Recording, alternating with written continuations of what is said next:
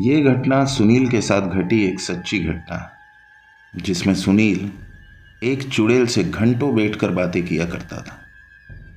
तो आइए सुनते हैं सुनील के साथ घटी इस घटना को। मेरा नाम सुनील है, मैं बिहार का रहने वाला हूँ और बिहार के ही एक कंपनी में काम किया करता था।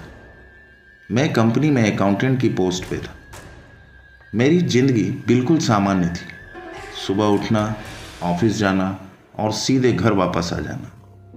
कोई भी फालतू का काम नहीं, ना कोई दोस्त, ना कोई पार्टी। मेरे ऑफिस और घर के रास्ते में एक पुराना ब्रिज पड़ता था। मैं बस अक्सर ऑफिस से आते समय उस ब्रिज पर आकर बैठ जाया करता था, जिससे मेरे दिन भर की थकान दूर हो जाती थी और फिर मैं आराम से अपने घर चला जाता था। एक दिन मेरे ऑफिस में वर्कलोड ज़्यादा होने के कारण मुझे घर जाने में बहुत देर हो गई। करीबन रात के 10 बज गए थे। तभी मैंने ऑफिस के एक दोस्त से कहा मुझे कुछ दूर तक छोड़ दे। तो उसने कहा ठीक है, और मुझे उसने ब्रिज से पहले ही उतार दिया, क्योंकि उसके घर का रास्ता दूसरी तरफ से था। मैंने कहा ठीक है, चल कल सुबह मिलते हैं। अब मेरा घर किलोमीटर की दूरी पर था। मैंने अपने कान में ईयरफोन लगाया और घर की तरफ चलने लगा। मैं जैसे ही ब्रिज पर पहुंचा तो रोज की तरह वहां 5 मिनट रुकने का सोचा और ब्रिज पर पहुंचकर एक लंबी सांस ली। मुझे उस ब्रिज पर बहुत सुकून मिलता था। चारों तरफ हरा भरा, बीच में ब्रिज, बहुत ही सुंदर लगता है वहां पर। वहाँ कुछ देर रुकने के बाद मैं जैसे ही वहाँ से घर के लिए निकलने लगा, तभी मुझे आगे एक लड़की के रोने की आवाज़ सुनाई दी, जो वहीं ब्रिज के ऊपर बैठी हुई थी। मैं डर गया कि इतनी रात को ये कौन लड़की है जो यहाँ अकेले बैठी हुई है। मैं डर गया था। उसके पास गया और मैंने उससे पूछा, तुम कौन हो और यहाँ इतनी रात को क्या कर रही हो? तो उसने कहा, मेरा नाम रितु है, मैं यहीं पास में रहती हूँ। मैंने पूछा, पर इतनी रात को यहाँ क्यों बैठी हो? तो उसने कहा, मैं जिससे प्यार करती थी उसने मुझे छोड़ दिया है, मुझे समझ नहीं आ रहा मैं क्या करूँ। तभी मैंने उसे समझाया और वो शांत हो गई। कुछ देर हमारी बातें हुई, फिर हम दोनों अपने अपने घर के लिए निकल गए। अब हम दोनों रोज मिलने लगे थे। अब मुझे उससे प्यार होने लगा था। मैं दिन रात उसी के ख्वाबों में खोया रहता था।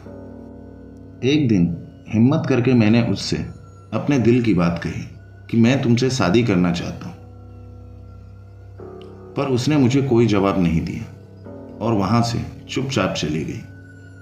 मुझे लगा मुझे शायद उससे ऐसी बात नहीं करनी चाहिए थी। उसके कुछ दिनों तक रितु उस ब्रिज पर मुझसे मिलने नहीं आई। मैं उसके बिना पागल होने लगा था। मेरा मन किसी भी काम में नहीं लग रहा था।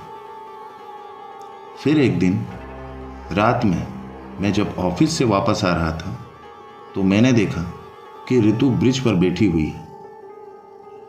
मैं बहुत खुश हो गया था। मैं भागता हुआ उसके पास गया और मैंने उससे पूछा, तुम कहाँ थी इतने दिनों से? तभी उसने कहा, मैंने अपने घर वालों से अपनी शादी की बात की, लेकिन उन्होंने मना कर दिया। अब मैं भी तुम्हारे बिना नहीं रह सकती। उसने बहुत सारी बातें की और कहने लगी, सुनील चलो, अगर हम एक साथ जी नहीं सकते तो मर तो सकते ही हैं। तभी वो मेरा हाथ पकड़कर ब्रिज की बाउंड्री पर चढ़ गई। मैं भी उसके साथ चढ़ गया।